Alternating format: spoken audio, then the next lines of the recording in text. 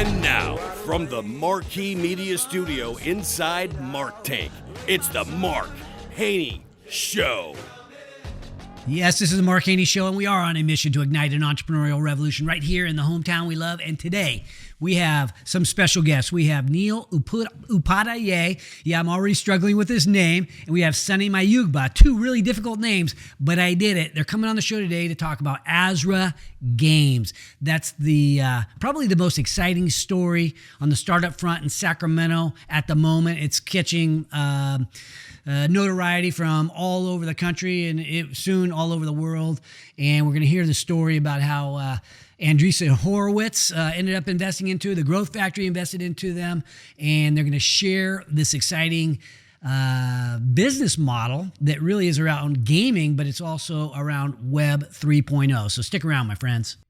I am very fired up today, as is Sacramento, because we have on the show today Sonny Mayugba. He is with Azra Games, and Neel Upadhye. No, Neel. Okay, I've messed up your name at least once today. So Upadhye. You have to take a shot, by the way. Yeah, Upadhye, you got it. Yeah. All right. Okay, so I have now they're with Azra Games. They have started this company along with Mark Otero, who couldn't be here today. But I mean, it is the hottest startup in the region. It is drawing all kinds of attention. And today we're going to hear the backstory of how it got started. Maybe we'll start with you, Neel. What led you to this incredible opportunity? Well, timing is everything, and I just got a knock on LinkedIn from Mark Otero at just kind of the perfect moment in my life. I'd been at EA for 14 years, worked on a ton of games, first on the marketing side, then as a narrative director, and was really starting to look for an opportunity to build an IP from scratch. I'd worked on the Star Wars games for 6-7 years, and I was like, man, it'd be nice to create my own galaxy far, far away. And that's happened to be exactly what Mark was looking for. I never thought that I'd be going to a startup. It was never anything that was on my radar, but for a lot of very interesting, providential, personal reasons, which you can get into, it ended up being just the right thing at the right time. I got the most privileged interview process that anyone's ever had.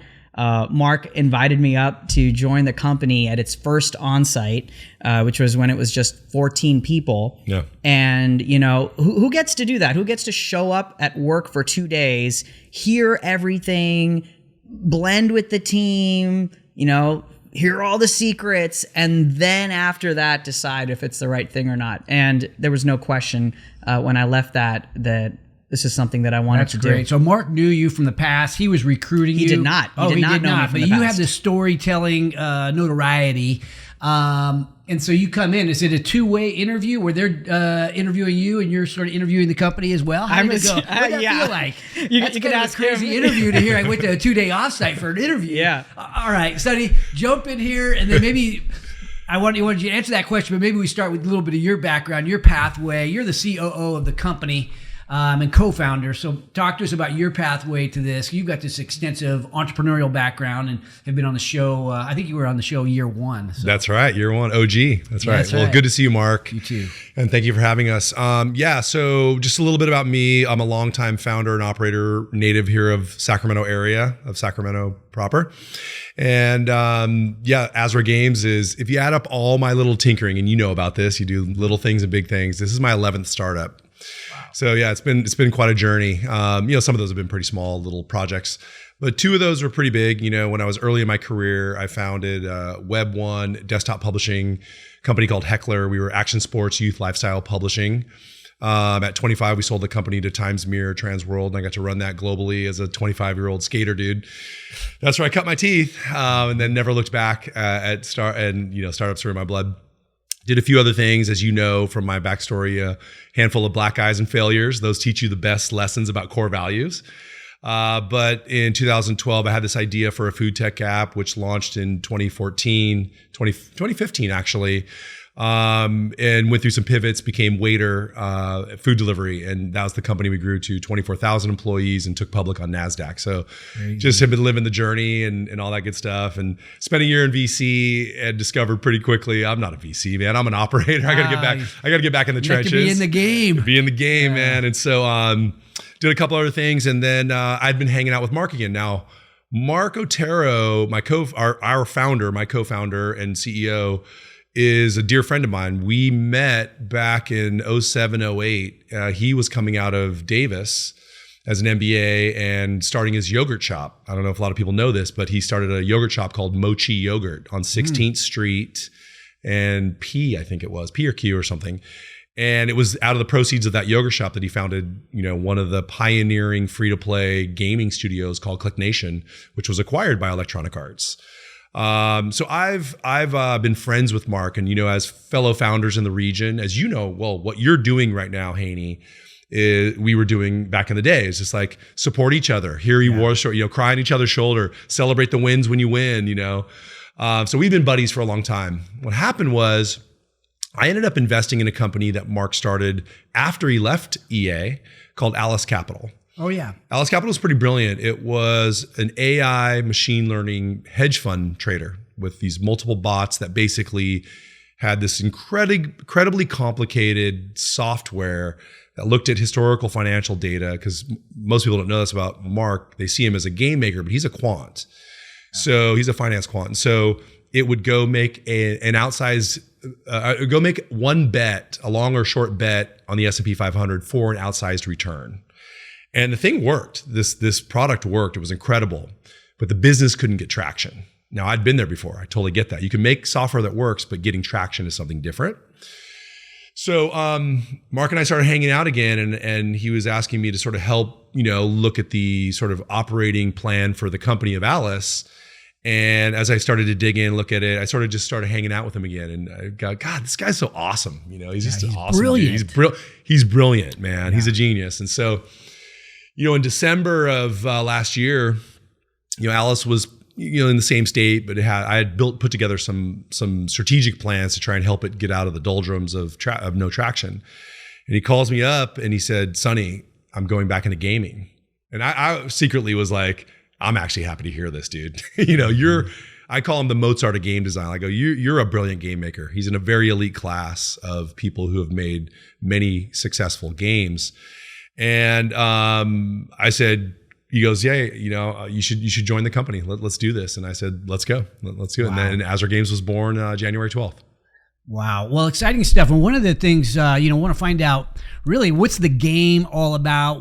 I know you have one main game today. Apparently it's the franchise, the Forever franchise. You want to share with that, Neel, what the vision is behind that game and how it works? Heck yeah.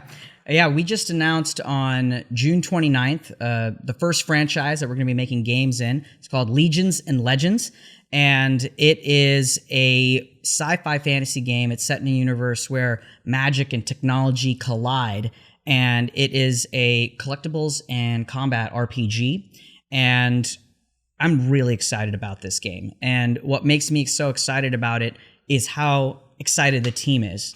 One thing that makes Azra Games really special is we're building to our strengths. Collectibles and combat RPGs is something that Mark has spent his entire life, his entire career, perfecting the craft of. This will be his 9th one.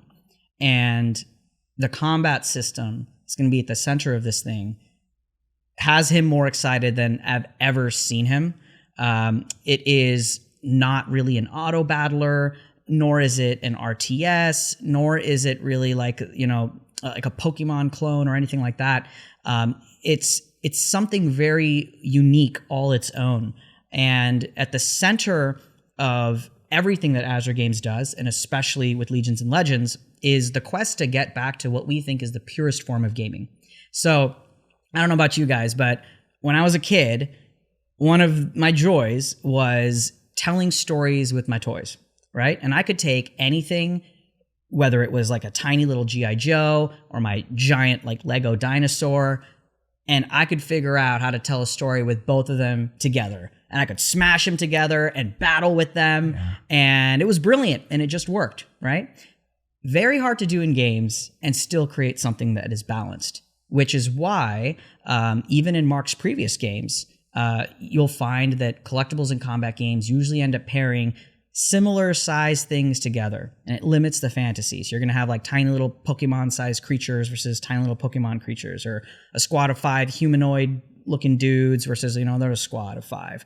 And many times Mark has tried to figure out how to get back to that raw, unadulterated, unhinged form of play that we had as kids, and we think we've got it. We think we've cracked it. I don't want to say too much, but this is going to be, a game where we really get to fulfill the ultimate collector's fantasy like no other CCG has done before, in a new battle experience that is really breaking new ground and set in a new IP that the studio is just so excited about, creating our own definitive, Warhammer 40K type collectibles game that's going to tell stories for years to come. Walk me through maybe the customer journey a little bit, in terms of like, I'm not a gamer, but let's say what age is the right age to be, utilizing this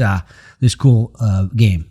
Oh, it's going to be accessible to all ages. Okay. And we're not making a game that's going to try and like shut people out. Certainly we think that there's a real benefit to us using Web3 to unlock even a whole new avenue for people who never thought of themselves as gamers before. Maybe they got into crypto or NFTs and thought they were just collectors, and now they're getting interested in games.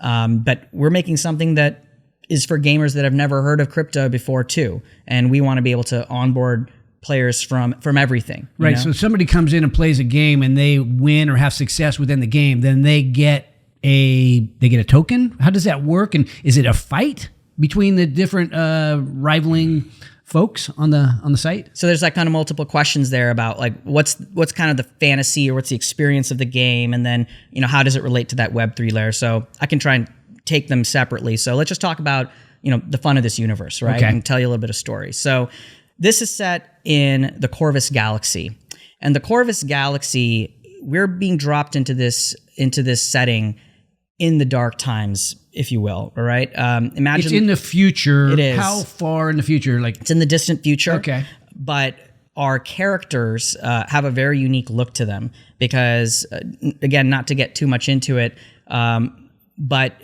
there is a certain alternative Earth history that's in play here. Okay. Somehow, and I don't want to get into how, seeds of human civilization ended up across the universe in another place, and they've evolved down a very different trajectory in a place that had certain elemental magic that became woven into every facet of society. And now what you have is these civilizations that are in a millennia-long war because of a massive power vacuum. The main ruler of this galaxy has disappeared, and threats from eons past have come back, and civilizations that kind of coexisted in a tenuous peace for a long time have had their alliances fall apart, and now there is this very chaotic battle for the throne, essentially. And that is what the player is going to step into. There's only one person who's going to be able to restore this balance, that's going to be able to repel this threat of these demonic monstrosities that have started creeping up on every world like a plague.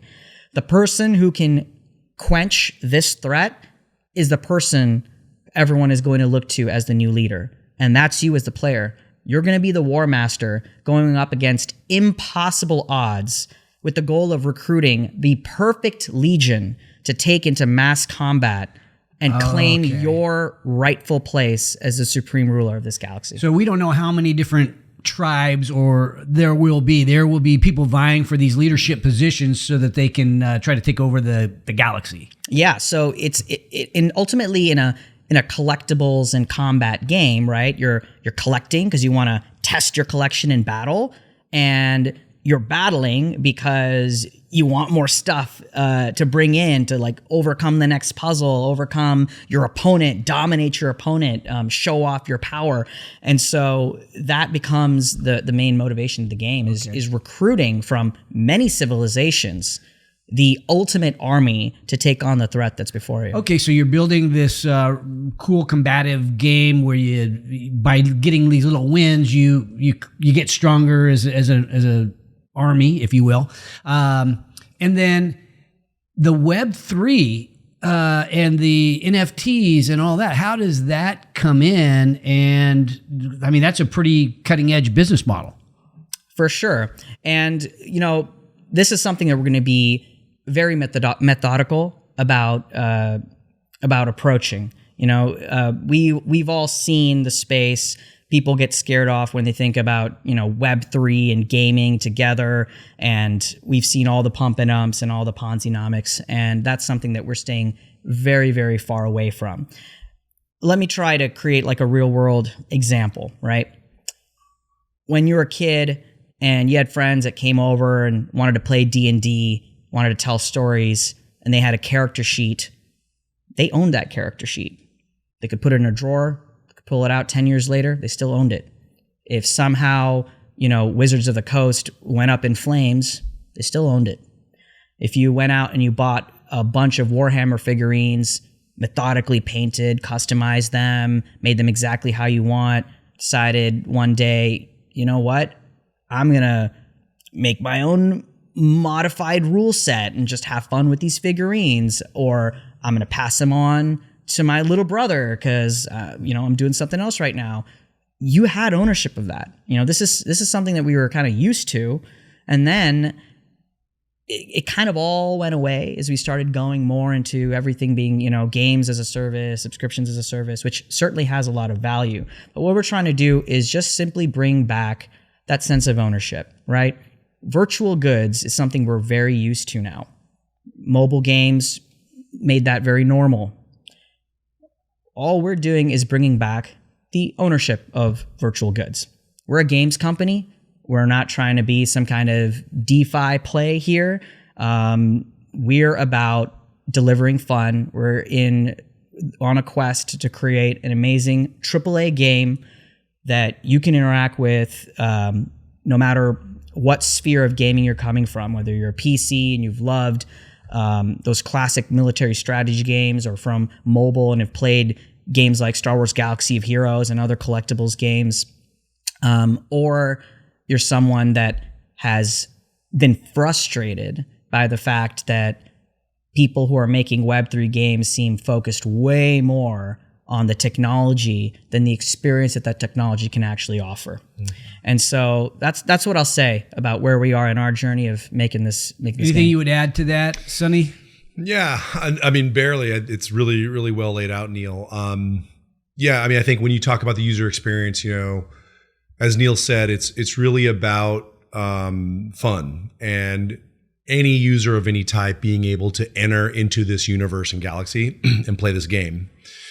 Where Web3 comes in for us around what Neel described is really ownership and governance, right? When he's talking about this D&D metaphor, you own your character sheet and you can govern over it, where it goes, who plays with it, and all those types of things.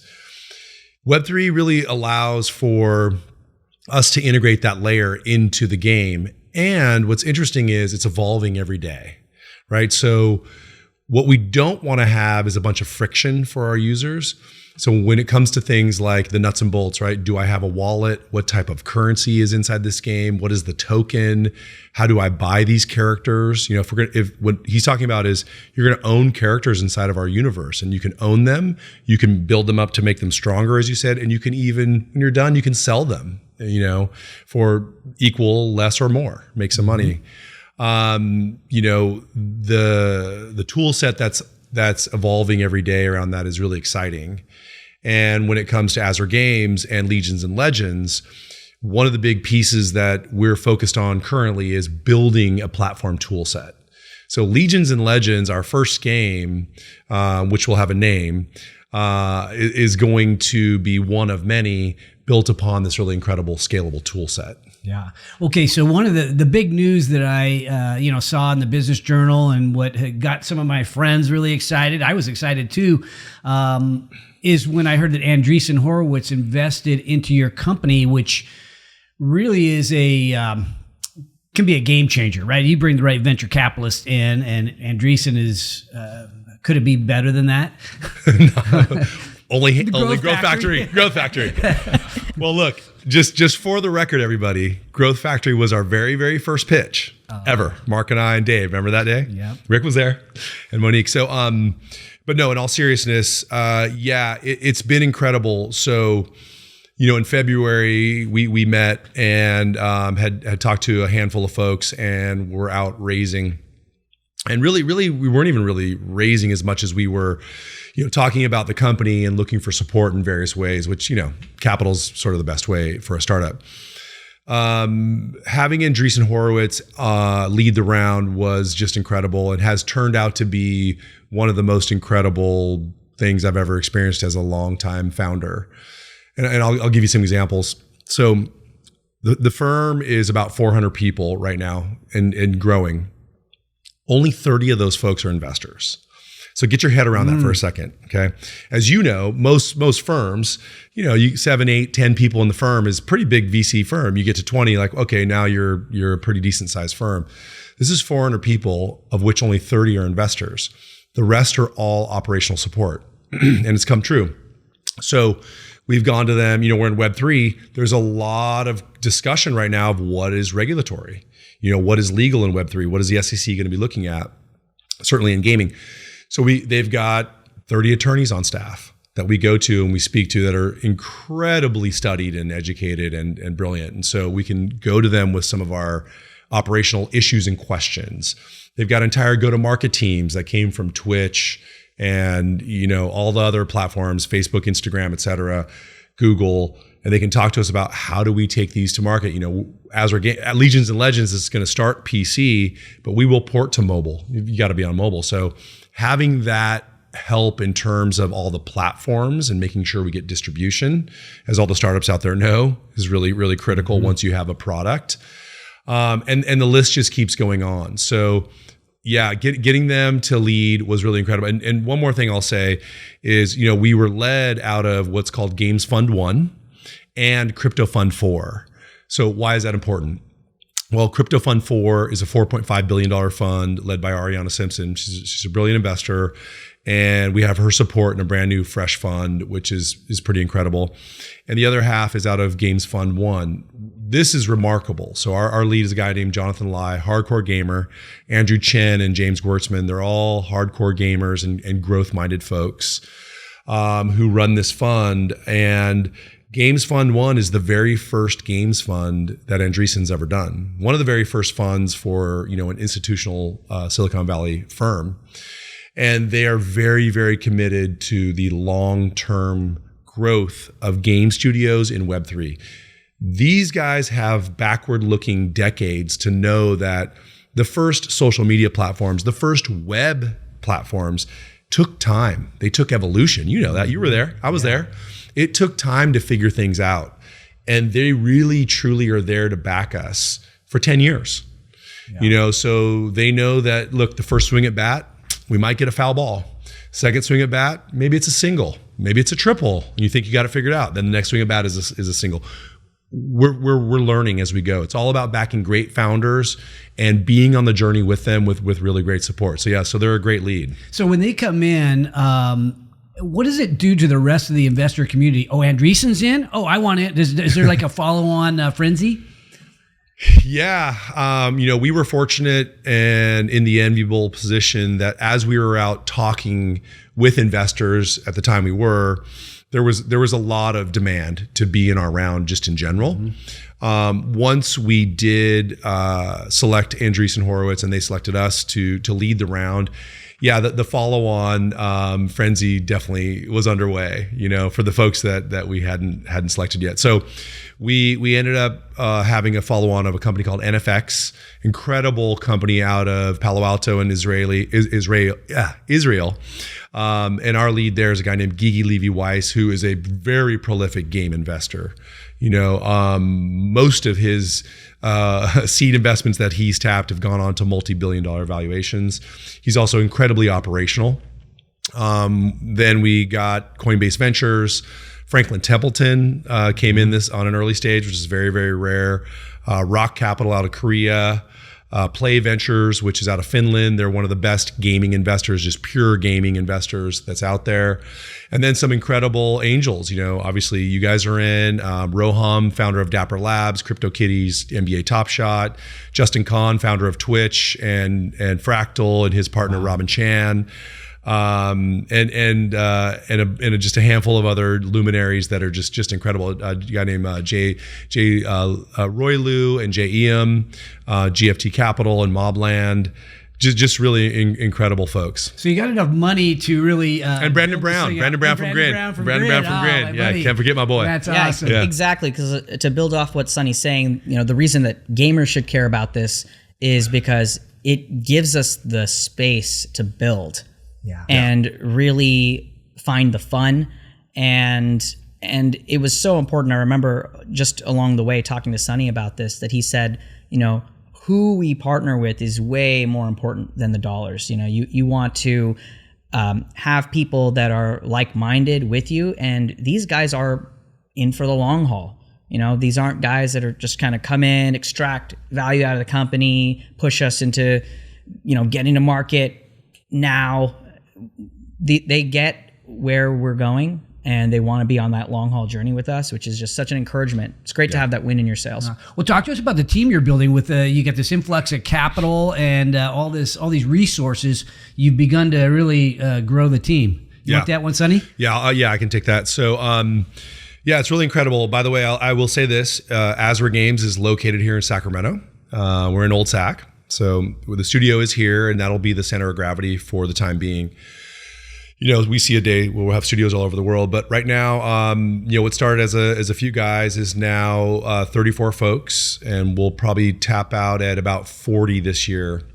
What the team looks like is we've got this really, really nice executive leadership team. So, Mark, myself, and Travis as co-founders. Travis Boudreau is the CTO, and he and I did Waiter together, Swimply.com together, and now this. Neel, we have a game director named Michael Noriega. And so really the company looks like this. We've got really the biz ops and sort of product side, or biz ops and I'd say operational side. And then we have the product side, which, Neel's one of the leaders of. So we've got 7 artists on staff, doing all the 2D art, 3D art, visual effects. We've got the best I work with too. Yeah, so great. We've got a sound engineer. Yeah, we've got a great sound engineer who a lot of people don't think. They always think about the look and feel of the game, but what about the sound is such a big part of it. It's got to have some realism in it. Yeah, so we have a full-time sound engineer, and our software engineers, Unity engineers, and so we've got a pretty good sized team already. But what you got to realize is we really are going 0 to 1. That's not just a slogan. Like, this is a universe that's been crafted. We've got a lot of mechanics and underlying infrastructure. We've got to build all the tools, and then we have to be entertaining. We're in the entertainment industry. If you really want to zoom out, this is entertainment, right? People come in and they want to support us with their time and money. That's entertainment, and be entertained for hours. Some of these forever franchise games, these guys brag about, I've got 3,400 hours into these games. Yeah, I mean, we're talking about thousands of hours of people's lives, and lots of wallet share too. Yeah. So we've got to make sure that what we're building is just a really, really incredible immersive experience that people can go into and explore and spend and feel value out of with both their time and money. What is the timing for the product release and people to be able to start playing it or, utilizing the cool factor? Absolutely.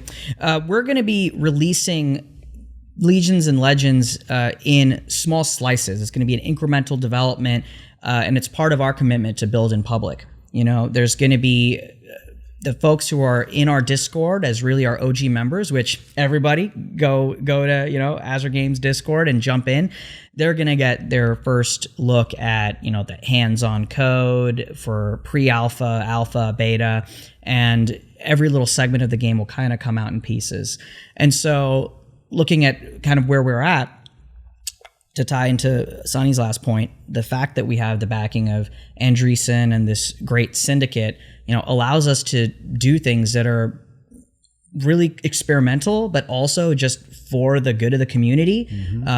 We're going to have these really awesome NFTs that we're going to drop that we call the Genesis Explorers. And they're really supposed to be almost proxies for our community. They're these in love of adventure, always wanting to be on the cutting edge, these characters that basically stumble upon this galaxy where all this craziness is going down, and those characters are going to be our first NFT drop that's going to happen this year, and that's going to be almost a badge of honor to be a part of this premium club that's on the inside, that's getting you access to these slices of the game as they come out. Then next year, what you can expect is us to debut what this battle experience is like, have multiple rounds of rolling soft launches of different pieces of the code, and in all likelihood, and this is build in public, trust and vulnerability, we don't know exactly yet. What I'll say is that there's a chance that there won't be a day where all of a sudden we're flipping a switch. It will just have incrementally gotten to a point where it's like, oh, look how many people are on the server every day. And we're kind of just transitioned into live service. Are people already starting to go on there? Is it happening now? No, right now we're very much in a internal prototype phase. Yeah, we're in development mode. And I'll go to the root of your question. We'll release the game when it's ready. Yeah. I mean, that's really, Neel's giving me a lot of detail around that. But just like one of your favorite albums, the artist releases the songs when they're ready, right? Yeah. We're building a genre-defining battle system with a genre-defining game. To the previous question, we have backers and supporters who understand our philosophy, which is we want to create something that really is a forever franchise, that really lasts, that is long-term. That could be in a matter of months, could be in a matter of years. We don't know. We won't know until we play with the game. We're very focused on development, super, super focused, delivering every day, every week. You get the updates. So, while we are as anxious as our players are to get this out into the wild, and we want to see gameplay and start to see some battles and leaderboards and all that good stuff. When the game is ready, it will come out. How much does the state of the industry have to do with when the game is released? Like right now, the industry is still in its, I was going to say early innings or first inning. Yeah, sure. Yeah. Actually, first players come up to bat. Yeah, first inning. That is the first inning. Or no, they're just warming up. I think they're just taking the field. The game hasn't started. We're so early in this stuff. We're using terms like NFT. It's really early. Probably part of our audience doesn't even really know what an NFT is. Listen, the web had been out for a while, and we share this around the office a lot. The Bryant Gumbel clip of the internet's done, it's over, or the Newsweek article, the famous Newsweek article, the internet is done, e-commerce will never happen, right? So we're the players are just coming out of the dugout. How much? Your question was how much does that affect when we release a game? Zero. Okay. None. So when it's ready to play and fun and operational in a way that provides a customer experience that is second to none. That's right. Boom. Yeah. I mean, we have a roadmap. I mean, we're a company and we're a business. So obviously we've got to continue to get traction, and we have runway, and we all the things that startups deal with. So we're going to keep shipping. But in terms of the state of the industry and that external, craziness, that doesn't matter for our game. The only thing that does matter is we're part of the Web3 ecosystem. It's a beautiful time to be in Web3 because we're really all working together. I mean, there's competition, but we're really working together. When a new tool hits, everybody shares it. Like, does this tool help or not? That's where we are. We're in the early tools phase. People are building. Who are the other players that we may have heard of in that, I guess, cutting edge? Because we've all heard of Meta and other. Oh yeah, but no, there's people like Forte who are really trying to build this really unique wallet experience. Dapper Labs and Flow. Flow is trying to build this ecosystem where you can be the blockchain and the wallet, and game developers can go in there and build all over that. Immutable X, Wax, Polygon, of course. Polygon's very dedicated as a layer 2 blockchain company to help game studios build. Fractal for marketplace, OpenSea, Magic Eden. These are launch pads and marketplaces where you can place your NFT or NFT blockchain Web3 game projects out there so people can purchase them. And then it gets deeper and deeper and deeper. Ronin as a chain, a side chain, and there's just dozens and dozens, hundreds actually of tools. So, understanding how the tool sets are going to work for studios, and like Neel said, we really are at day zero, because some of the first games were just like, sort of like tools based, right? Like, oh, we can build something and people can interact. This is cool. Kind of like early web, right? But now it's like, okay, let's get back to fundamentals of like the game experience, the fun. And how do these tools become a layer in this cake that make the experience and the fun better? Well, Legions and Legends it's the first game. It's the first franchise. What's the longer term vision for the number of games you might have and the way these games might even interact with one another? Man, we're so focused right now on making this first one epic, but I think that Mark already sees the potential for the underlying tools that we're building. Some of them we might even give to the community to create a really long-lasting, modding ecosystem around what we're making. The genre that we specialize in is such a perfect market fit for a lot of established IPs, and we might talk to them and see what's up with opportunities there. So we're gonna get there, but what I can say is that just this one franchise already has the potential for multiple games, and the tools that we're building are going to set us up really well to just go wherever our imagination takes us. Yeah, I mean, I really envision Legions and Legends, Arcanus, our first game, and then Legions and Legends X, Legions and Legends Y. And, like, I want to see Legions and Legends be like a Star Wars, like an Avengers, Marvel. I mean, I really want to see this thing grow into something really, because the universe is Neel gave you a flyby, but when you hear the lore, it is so vast and so broad and so exciting. I think Legions and Legends can really grow. To the point of the tool set, we also, and Legions and Legends can be somewhat open. Like you said, we can give parts of that to the community. Community can build inside there. To the point of our tool set that we're building, so our underlying technology and infrastructure, we see being one of the pioneers in what the future of Web3 gaming will be. And then we want to take other IPs. So we would love to build a game. We'd love to build another Star Wars game, a Transformers game, an Avengers game, a G.I. Joe game, you mentioned, and let us take the IP and really treat it right and build it right with our tool set, our battle system, our economy, and so on. And we want to usher in all those IPs into Web3. And that's where the vision gets pretty large, Right.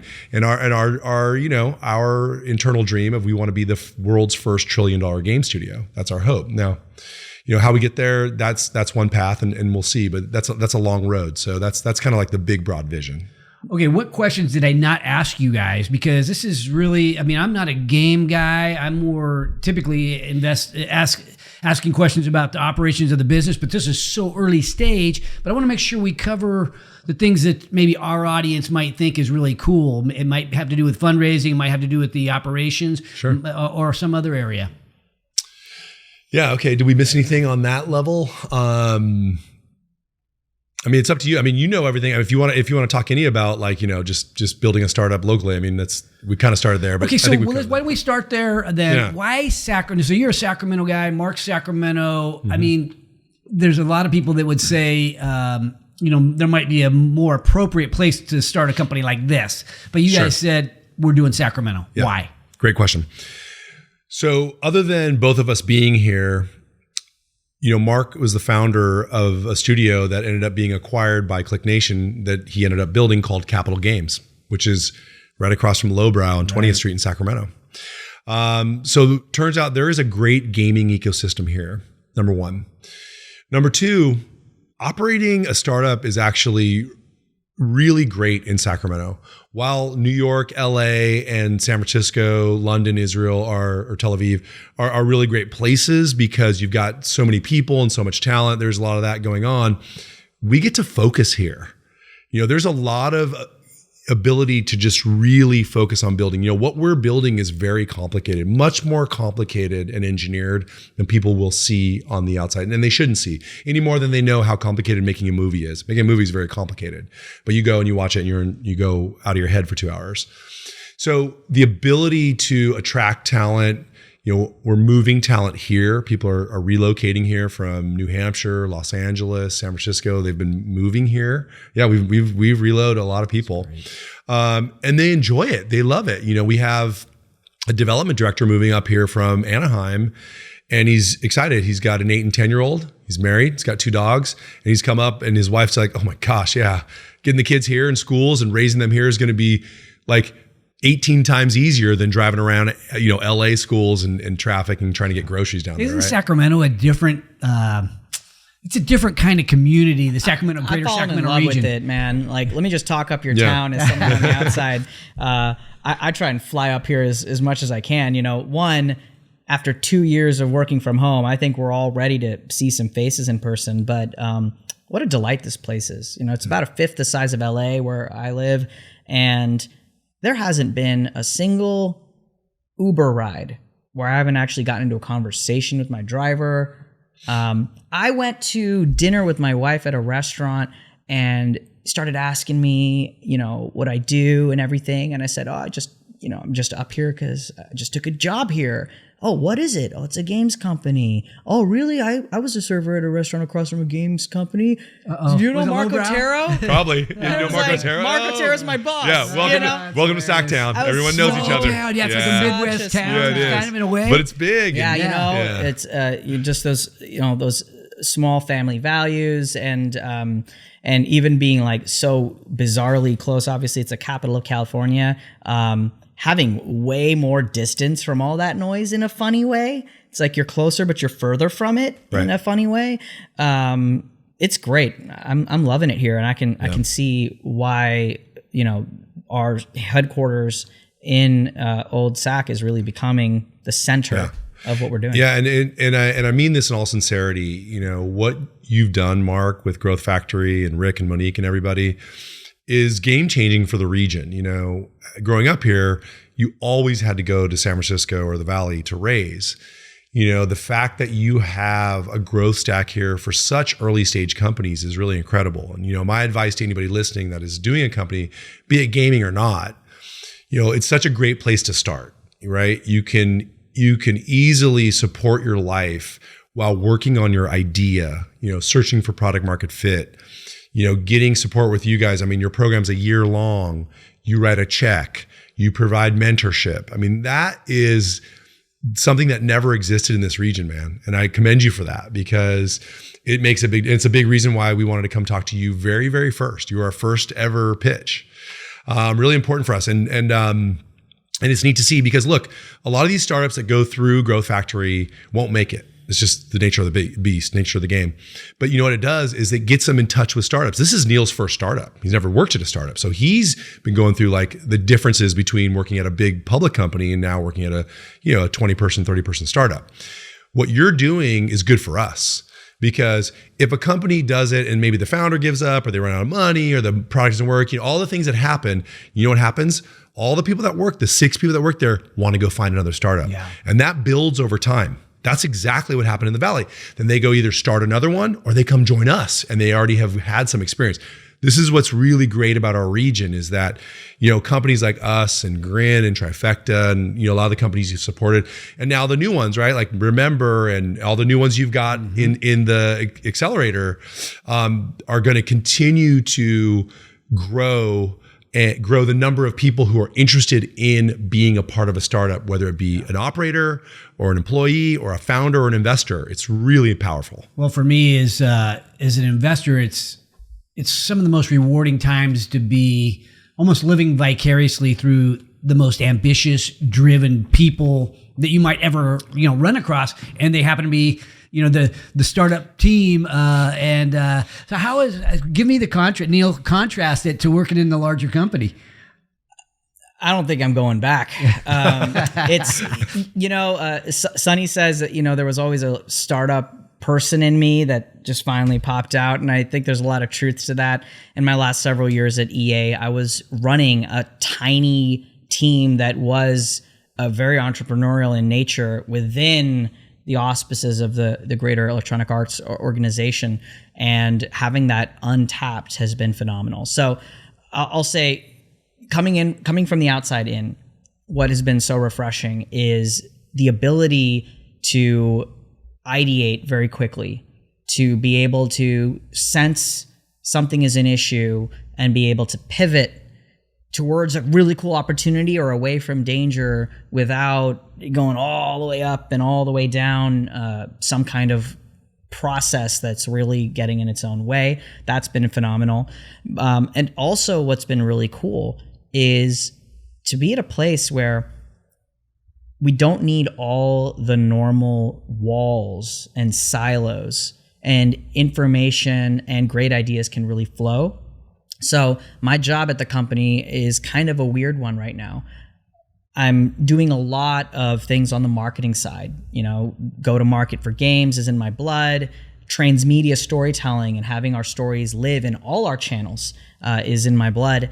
But I'm also on the development team, helping establish the entire storytelling and universe that the game will take place in.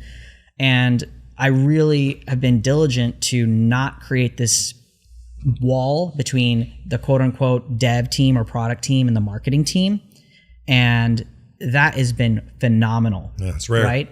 To have people who are hired with a certain expertise be able to have that perspective that just makes something on the other side of the wall, quote unquote, explode and see things in a new light. That's been great. And to be able to just do that from, the word jump, that's been great. And I really want to preserve that culture as we grow. It's crazy though. The speed. Yeah. I was going to ask you, how do you like the speed, Neel? The speed is nuts. And you don't have to go very far for approval, or whatever, to make a decision. It's like, boom, make it. It's crazy. It's very much throwing the tracks down as the train is coming, and all of a sudden the train does some Transformers move and becomes a plane. You're like, why am I building tracks anymore? But that's fine. I'm really proud of, even though there's all this kind of, chaos in the smaller, company that's still figuring out its processes. I'm really proud of Mark and Sonny for laying down such strong values around which we operate. And I've seen that play out.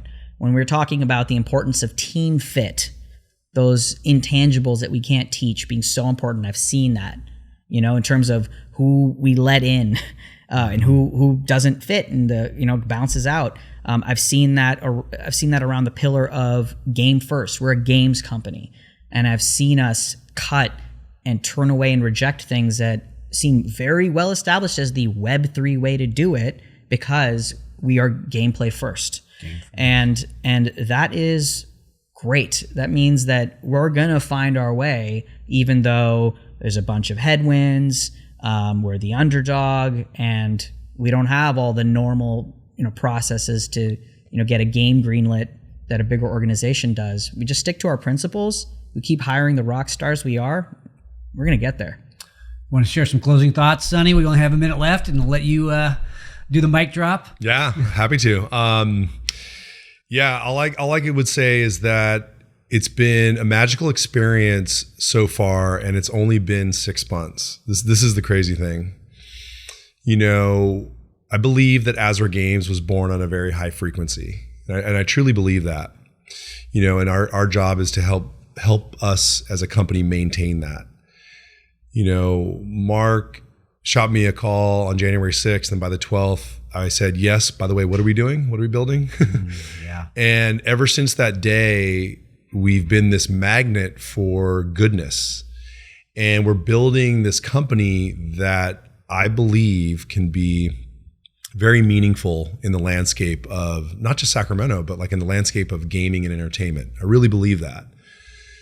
Neel said it really well.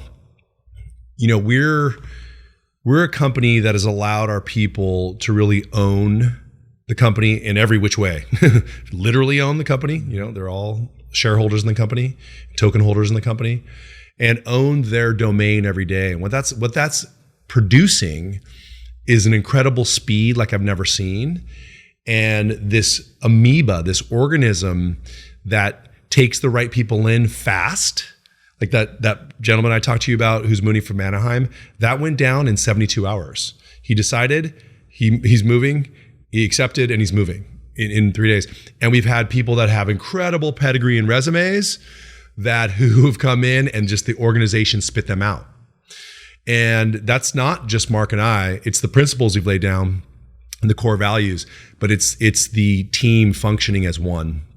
And that's happening right now. And it's really exciting. So we can look back at the last 6 months and see what we've accomplished. We stood up this team of 35 people. We've got a lot of code written. We're starting to get our go-to-market strategy together. We've launched our new IP, Legions and Legends, which is super exciting. Go on Twitter, find Azra Games Twitter, find Legions and Legends Twitter, join our Discord. Yeah. Man, we've got some really great stuff. We've got a community. We have no product and no revenue to the public, to the consumer yet, but we have a community of 40,000 people. Just get your head around that. 40,000 people are following our company and interacting every single day. Okay, so we built this community in 6 months. We've obviously assembled this great stack of investors and supporters. And so we believe that we went to the second half of the year on this very high frequency. So now we're looking at the second half of the year. We've got a great roadmap to get to our next big milestone, which will happen at the end of December. And then we'll enter the new year with, a lot of new challenges and a lot of good traction. So we're very excited and thank you for your support, Mark. Thank you. Thank you. Sacramento is lucky to have you. The Growth Factory is lucky to be a part of this. Thanks again for coming on the show, but thanks for everything you do. Appreciate both you guys. Dude, Thank you. Thank you. Right back at you. Welcome back to the Mark Haney Show. Yeah, I mean, Sonny Mayugba and Neel Upadhye, way to go, guys. You guys are building something special. And of course, Mark Otero couldn't join us today, but this group is somebody that we want to get behind in Sacramento, and lucky to have them building this kind of business right here in Sacramento. That's what I'm working on. That's my life's mission, is to really help Sacramento entrepreneurs. And if you want to be a part of that, you should come to GFX. It's more than a conference. It's an event that we're throwing. We're going to rally around the most promising startups in the region. It's investors, it's civic leaders and our corporate partners and subject matter experts all getting together, people that get it and want to help entrepreneurs succeed. This will be the place to be. It is August 25th at the grounds in Roseville. My team will be there. We're going to have hundreds of people there. There'll be information that tells you about venture investing. There'll be information that tells you around how to be a startup. But it's really a chance to sort of get into this community and be a part of something bigger than yourself. So all you out there fighting the good fight for our freedom, our security, and our way of life. And of course, all you out there fighting the good fight for entrepreneurship. We're never above you. We're never below you. We're always by your side. Thanks for watching today's show. My goal for every episode is that you find a takeaway, something tangible you can use in your business today.